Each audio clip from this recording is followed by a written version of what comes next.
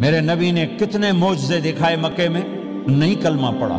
بدر میں ان کے 70 مارے گئے، فرشتوں کو دیکھا، جبریل کے گھوڑے کی آواز سنی، کلمہ نہیں پڑھا۔ خندق میں شکست ہوئی، کلمہ نہیں پڑھا۔ پانی نکلتے دیکھا انگلیوں سے، کلمہ نہیں پڑھا۔ ایک بکرے کا ایک بازو پکایا، ایک بازو بکرے کا، ایک اگلا جو بازو ہوتا، اور 40 آدمیوں نے کھانا کھایا اور ایک بوٹی کم نہیں ہوئی، ایک بوٹی کم نہیں ہوئی، کلمہ نہیں پڑھا۔ لیکن جب میرے نبی نے کہا جاؤ معاف کیا تو سارے ہی کلمہ پڑھ گئے کہ واقعہ یہ اخلاق نبی کے ہو سکتے۔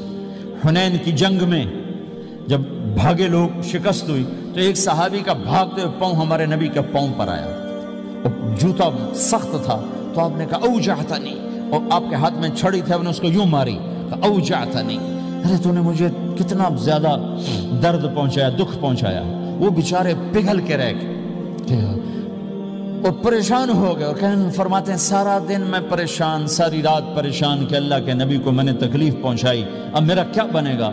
اگلا دن ہوا تو اعلان ہو رہا تھا بھائی جس کا پاؤں نبی کے پاؤں پہ آیا تھا اس کو اللہ کے نبی بلا رہے ہیں۔ تو صحابی کہنے لگے میں نے سمجھا بس اب میری تو دنیا بھی گئی اور آخرت بھی گئی، اب میرے اوپر کیس بنے گا اور مجھے ڈانٹ ڈپٹ بھی ہوگی، میرا کتنا بڑا گھاٹا نقصان ہوگا۔ یہ حاضر ہوئے ڈرتے ڈرتے، تو آپ نے فرمایا میرے بھائی کل میں نے تمہیں چھڑی ماری تھی، وہ مجھے معاف کر دینا، اور یہ 80 اونٹ تمہیں ہدیہ دیتا ہوں، 80 کیملز یعنی 80 پراڈو، 80 رینج روور کا یہ میری طرف سے تمہیں ہدیہ ہے۔ وہ حیران پریشان، یہ میرے نبی کے اخلاق ہیں، یہ میرے نبی کے اخلاق ہیں۔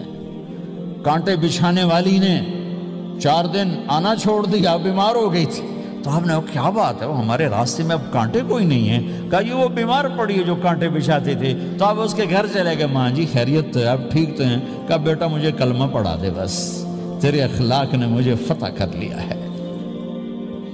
میرے بھائیوں یہ چیپٹر بھول چکے ہیں، بھول چکے ہیں، بھول چکے ہیں۔ جب تک یہ چیپٹر زندہ نہیں ہوگا زندگی اسلامی نہیں بنے گی، معاشرہ اسلامی نہیں بنے گا، اور آگے قوموں کے لیے اسلام کا دروازہ نہیں کھلے گا۔ ہمیں معاف کرنا آتا ہو، ہمیں گالی دینے والے کو دعا دینا آتا ہو، غیبت کرنے والے کی تعریف آتی ہو، اور غیبت کرنے سے، غیبت سننے سے اپنے آپ کو ایسے بچاؤ جیسے زہر سے بچاتے ہو، اسے آگ سے بچاتے ہو۔ ایک دوسرے کو نفرت کا بول نہ بولو ورنہ ساری زندگی تباہ و برباد ہو جائے گی۔ میرے رب کی قسم، میرے نبی نے کہا ایک زبان کا بول انسان بولتا ہے اور جہنم کی گہرائیوں میں گر جاتا ہے، اور ایک زبان کا بول انسان بولتا ہے اور جنت کے درجات پر چڑھ جاتا ہے۔